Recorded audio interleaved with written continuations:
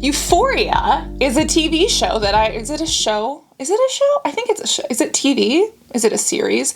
It's a thing that I have not yet watched, but I know that it is supposed to be epic. It is supposed to be deep and controversial, but very real. And apparently they have the best makeup looks and skincare routines. And there is specifically a character named Cassie, which, hi, we share the same name. My name is Cassie Moo, played by Sydney, who we've actually already reacted to. And apparently she has like a manic 4 a.m. skincare routine. Let's watch this. Let's react. Let's talk about Mania, and let's talk about when skincare becomes more of healthcare or self-care, and when it becomes a fad or a craze or an obsession based on social psychology.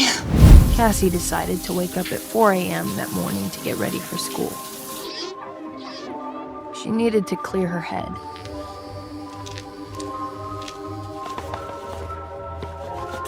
And for those 3 hours she spent getting ready, she only thought about one thing.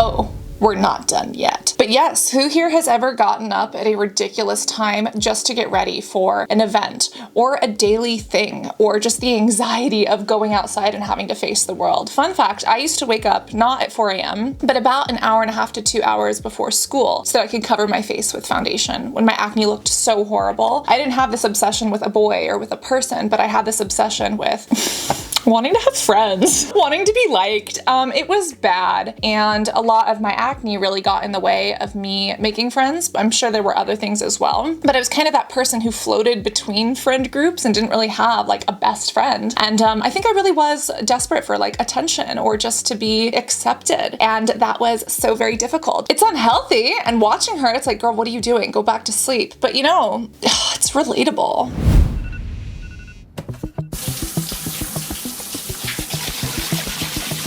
There was also something refreshing about the amount of time she was putting into herself.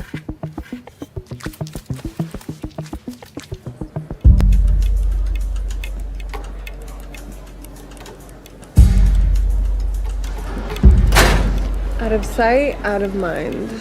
Oh boy, obsessive. Wow, yeah, I relate. I don't know if this character is actually manic because I haven't watched this show. I know that this show deals a lot with, you know, drugs and coming of age and things of that nature. But when it comes to mania, mania is actually firmly medically defined in the Diagnostic and Statistical Manual when it comes to mental health and different disorders. You know, you can't look at someone and diagnose them with mania or something, and if you're not a doctor or a clinician, you shouldn't be doing that. That's not within your scope of practice. You can't tell from actions like this if someone is just anxious or manic or just obsessive, but if it starts to impact your life or your sleep schedule, it can absolutely be an unhealthy obsession with something. And specifically, when you are trying to look a specific way just to get the attention of someone else who's not noticing you, ooh, I don't have advice for, like, what do you do when your thoughts are all consumed by this person, this thing, this event, and it is not reciprocated, it is not reflected, it is not remitted? Gosh, poor Cassie. Like, that sucks. And don't scrub. Ouch, that's scrubbing. That is painful and a little bit anxious. Like, I relate. I relate. She loved the ritual, the attention to detail, the anxiety and excitement she felt in her stomach. And even if Nate pretended not to notice her,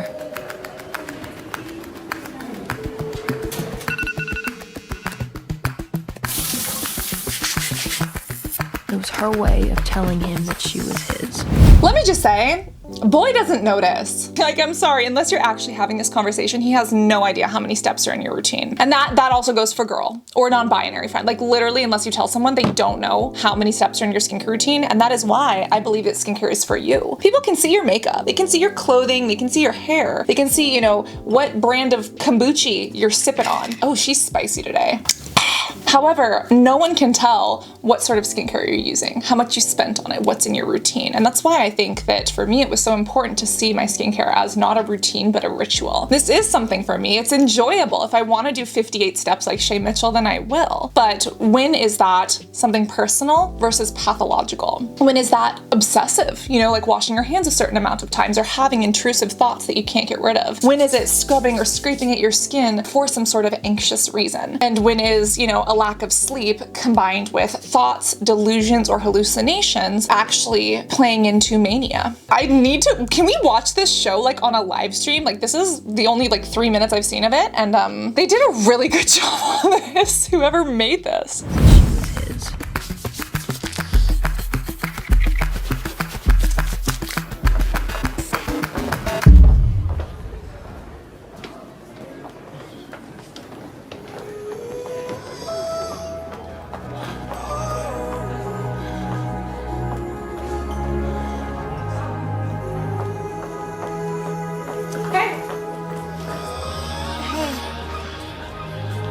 Wait, why are My class is why then?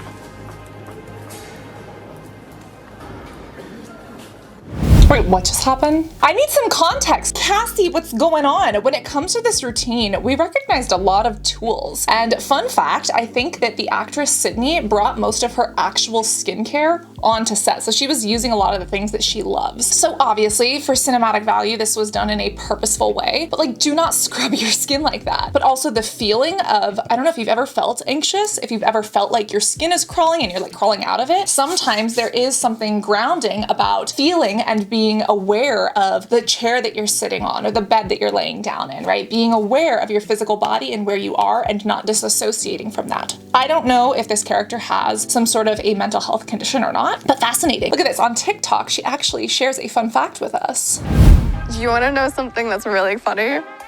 Most of those tools during Cassie's 4 a.m. manic routine I brought from my own house because that is my manic routine.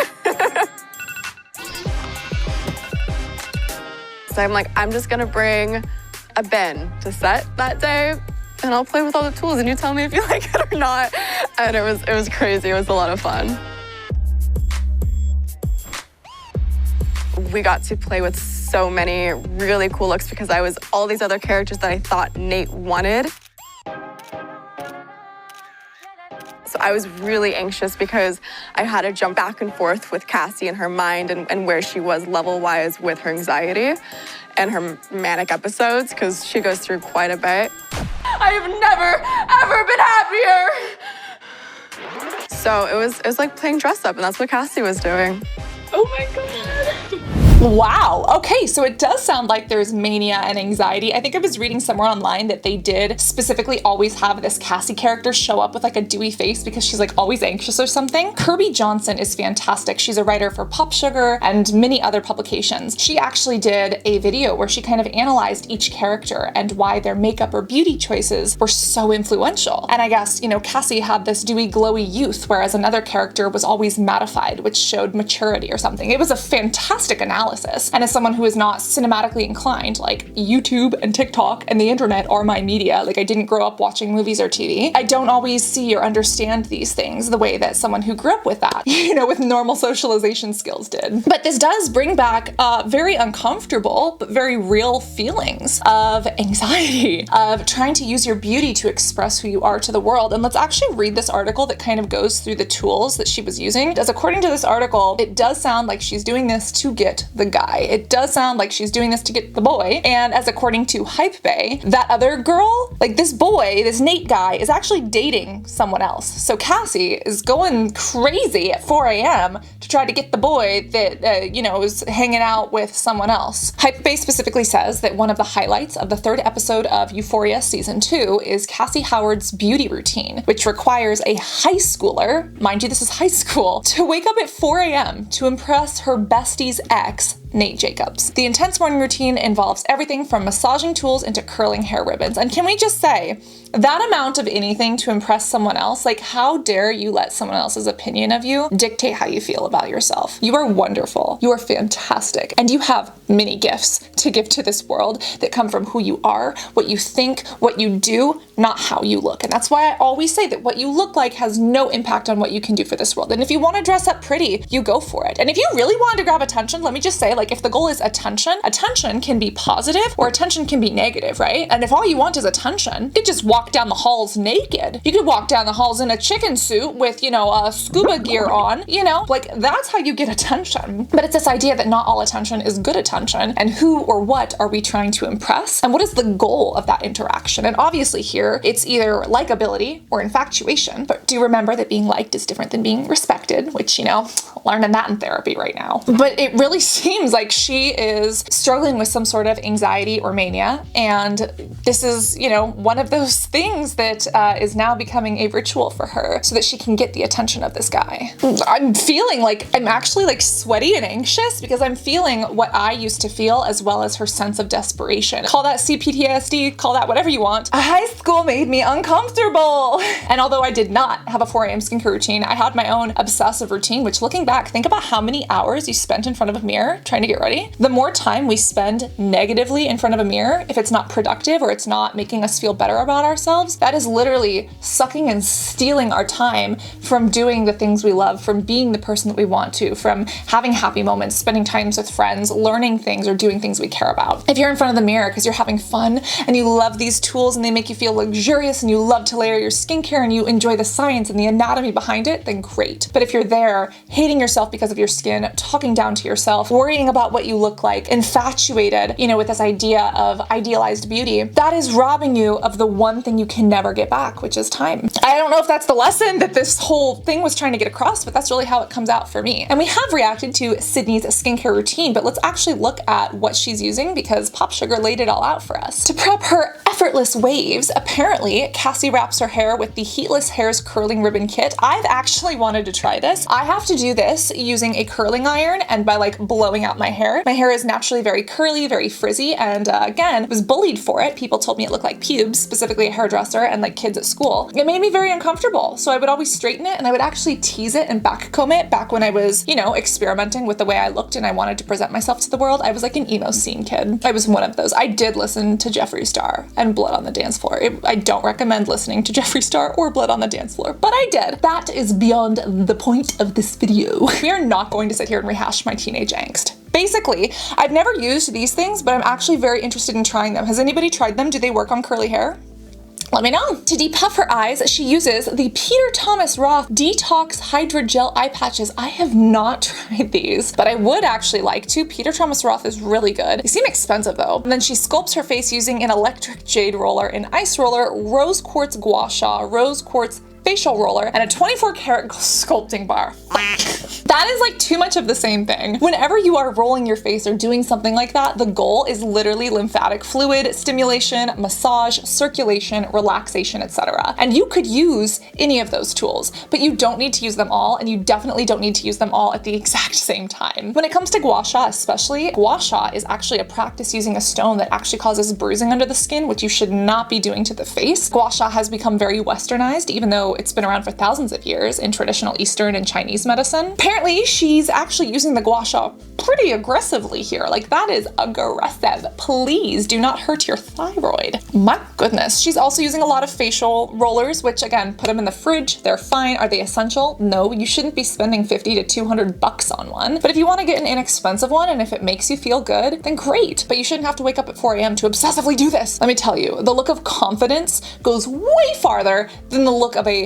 freshly quartz rolled face, okay? Confidence over quartz, all right? After she aggressively attacks her epidermis and her facial muscles, she uses Jenny Patkin's reusable sheet mask. Yeah, that was weird. I have never seen anything like that. The closest I've seen was what Shay Mitchell was using. The Honest Beauty has a face mask that goes on top of your face mask to stick it to your face. Nurse Jamie also has one that's really good. I actually like those. We're going to be testing them. But apparently Jenny Patkin has a reusable sheet mask as well. And this one is like fluffy. And my question is, wouldn't that absorb like all the product? Wouldn't that just like take all the product so it wouldn't even go into your face? Whereas the silicone ones are at least pushing the stuff into your face. I don't know. And yeah, we saw that she did her body as well, which was ironic because she was like shaving her legs and her legs were covered in pants. Who else here literally just shaves their legs because they want to wear like a dress or a skirt or something, and then they just end up in the pants and then it itches all day when it starts to grow back. Hi, Latina, curly hair. Hi, I see you. She uses Shea Moisture's Raw Shea Butter Hydrating Body Lotion, and she finishes up with a Sally Hansen's Airbrush Legs. Isn't that Airbrush Legs like a self-tanner? I believe it is. We need to do a video on self-tanner as well because there's some, oh yeah, dude, I remember these. I think I used to do YouTube videos on these. The Airbrush Glow. I used to get so many shaving cuts on my legs. The Airbrush Glow was like makeup for your legs that kind of buffed them out. And then I didn't shave my legs for a whole freaking year because of the pandemic. And then I Kenzied them off, and we have a video about what happened after a year of me doing that. But yeah, this routine has some things that I actually do want to try, but this is something that I think it goes beyond product. It's not about which facial sculpting tool is going to give me the best chisel. This is about when beauty goes beyond being pretty, when it becomes an obsession, or when it becomes almost like this tool of infatuation to get to that final product. Like, it's not even about the routine, it's about the outcome, right? But this person, this character, Cassie, has apparently latched onto the idea that in order to get this guy to like her, she has to look a certain way. And then in order to look a certain way, it requires this buildup of things, as opposed to what about being your authentic self? Or what about being a version of yourself that you're putting forward, you know, to those people that you think it will mesh with? I am not a social psychologist. I am not someone who understands the sociology of these things, and I am not a Euphoria watcher. I think we should definitely do like a Twitch stream, like watching Euphoria or something. Can we do that like on the Discord live? Because this really seems like a very in-depth show that sounds very interesting and very makeupful and beautiful, but also potentially triggering. I'm triggered. Oh, no.